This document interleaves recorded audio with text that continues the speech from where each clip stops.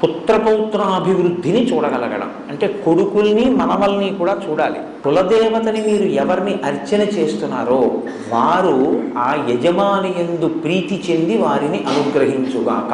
ఈ 16 సిద్ధించడానికి ఏవి విఘ్నాల రూపంలో అడ్డొస్తున్నాయో, ఏవి ప్రతిబంధక రూపంలో వస్తున్నాయో వాటిని తొలగించి ఈ 16ంటిని సిద్ధింపజేయగలిగినటువంటి వాడు గణపతి.